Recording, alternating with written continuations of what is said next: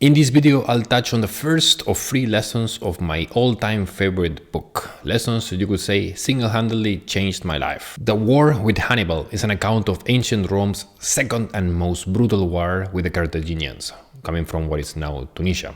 And in this book, Titus Livius, the writer, narrates in much detail what he calls the most memorable war in history. The book is just a portion of a wider work called Ab Urbe Condita Libri, which means the history of Rome since its foundation.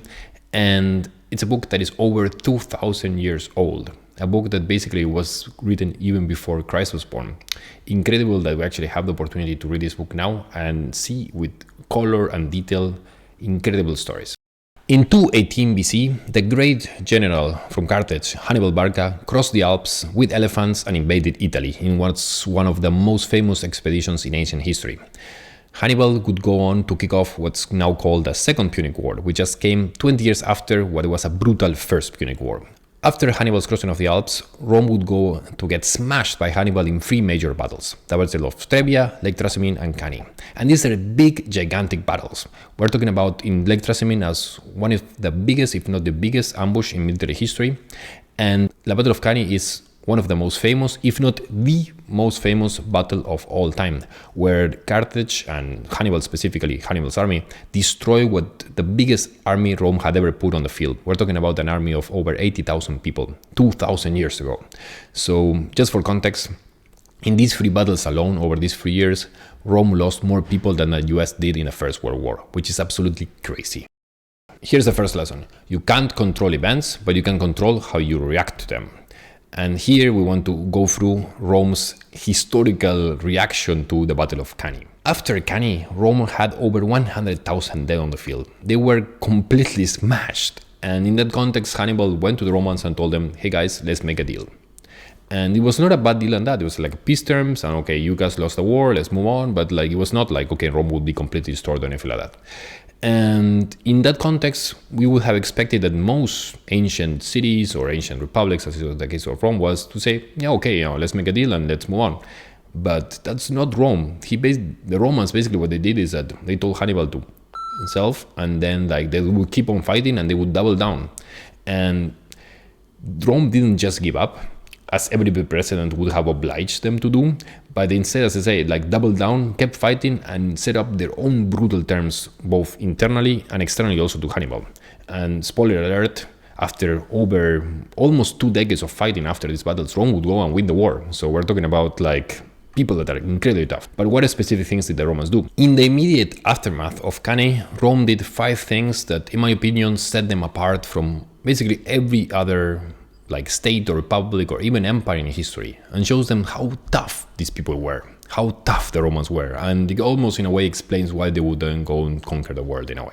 The first thing the Romans did was to say mourning should be limited to 30 days and that's it, then we move on. And with mourning I mean that public displays of weeping and crying and being like wearing dark clothes and so on, because our families have died or husbands or children and so on have died in these 3 battles. And they said, okay, you can mourn, you can be sad about it, but 30 days and that's it. After that, we move on and that's it. Looking past, then we need to look into the future. And again, in the ancient world, this is not normal. Other countries or other republics or other smaller empires would not do this. They would just be, the Romans were just tougher at this. The second point of the Roman response or the Roman aftermath to these battles was that they would not ransom for prisoners. And for context, Hannibal had captured around 8,000 Romans and allies, after the Battle of Cannae, and he offered a deal to the Romans. He told the Romans, you pay me this amount of money, you get your prisoners back. And the Romans said no. They said basically, Hannibal, no, we're not going to ransom with you, we're not going to negotiate with you.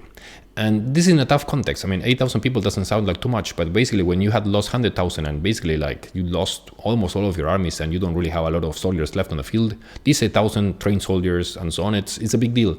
And Rome needed these people. But the Romans said, no, we're not going to ransom, we're not going to negotiate with Hannibal. And to take it to the 11 as well, what they said is that for the wives or husbands or children of someone who's died or is captured in the battle, they would not be able to ransom either. So even privately, Rome said no ransoms. They put stringent rules and said, okay, these guys, prisoners, they are losers. I'm quoting Livy, right? What he says about the Romans. these guys, they lost the battle, we don't want them anymore. Disgrace, move on. Let's find new soldiers. But for the escaped survivors, so for the guys who actually survived the battles and escaped, they were not captured by Hannibals, it was absolute disgrace.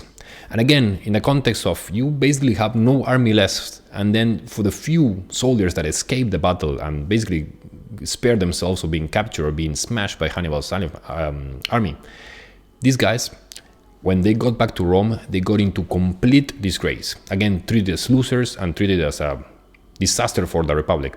Even though, you could say it was not their fault that the generals had used the wrong tactic or the wrong strategy for the battle.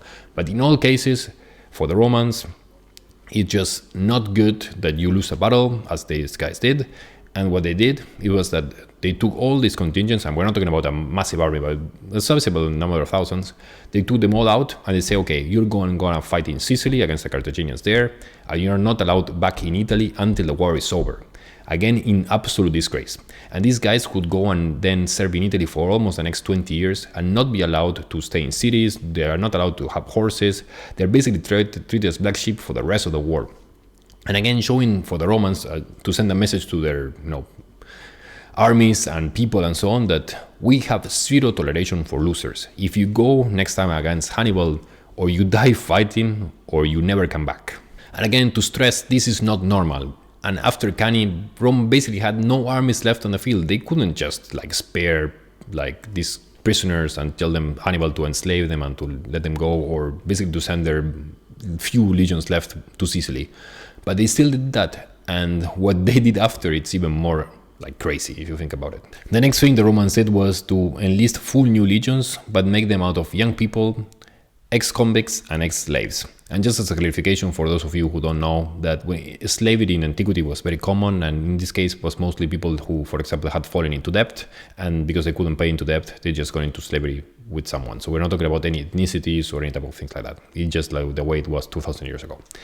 And in this context, what the Romans then did is that we're not going to fight with losers, the wars, as I said. We're not going to fight with the survivors of Cannae, or we're not going to pay their prisoners ransom. What they're going to do is that make full new legions out of these people. And that's what they did. Plus, of course, getting people that were not in Cannae, or were out of service, or were fighting somewhere else. And that was going to be the army that Rome would go and fight Carthage with. Again, harsh, but again, just shows for context, right, why the Roman armies never quitted or never, following through the war. They would only lose one more battle. And again, all those losers from that battle, they would also go to Sicily. So we're talking about Rome's, they're just so tough. The last thing the Romans did was to make no compromise with their allies. And this, again, putting into context, Hannibal, when he invaded Italy, his strategy was basically to flip the Roman allies in Italy into the Carthaginian cause. And the way it worked back in 2,000 years ago, Rome was not the empire yet, it was the Roman Republic, and Rome basically in its army had half of the army was Roman and the other half was from the allies. And the allies were other city-states in Italy, call it, for example, a Capua, or in the case of the closest ally, the other cities in Latium, the area of Italy where Rome sits. And it was, nobody knew if they would flip. A lot of big cities in Italy, we're talking about, for example, Capua or Taranto in the south, they flipped and they went to Hannibal. And it was a lot of fears that basically the whole of Italy would flip against Rome and, fight against the Romans.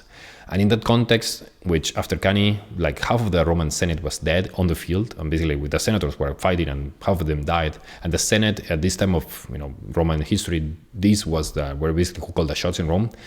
Say, okay, let's bring some people from the allies into the Senate. That was a proposal, right? So let's bring people from Latium into the Senate and make them feel more part of a, united Italy against Hannibal. And the aristocratic Senate said no, even though, we're half of the people here left, no, we're not going to do that. And we have some stories and some speeches, right, of the famous senator saying that basically they would rather see Rome burn than to have a Latin on the Senate, which is, pretty crazy. Talk about toughness, right? We're talking about incredible odds they were fighting here, and they said no, we're not gonna make a compromise. So what's the key takeaway? As I said at the beginning as well, Rome could not do anything after all after losing Trebia, Trasimene and Cannae. That was basically done. It was just, that's it. But they could control how they could react, and basically the way they did it was to set the scene that okay, this will never happen again, we're gonna toughen up, then we are gonna work with the people that are winners, we're not gonna take care of the losers. That's done. Now let's move on. And from here on, we're going to win. And the third as well is that we're not going to make any compromises. We're going to win in our terms. which is, of course, is a risky strategy. But as I said, like spoiler alert, Rome will go and win this war. And in the next videos of this series, I'm gonna show exactly what is the strategy that Rome used to win this war against all odds, and make one of the biggest comebacks in military history. If you want to hear those extra lessons, which are also super interesting, and again, you can see that I will come up with a lot of passion as well, make sure you click subscribe below, and you'll get to see those videos when they come up in the next couple of weeks. With that, all the best, and thank you for watching.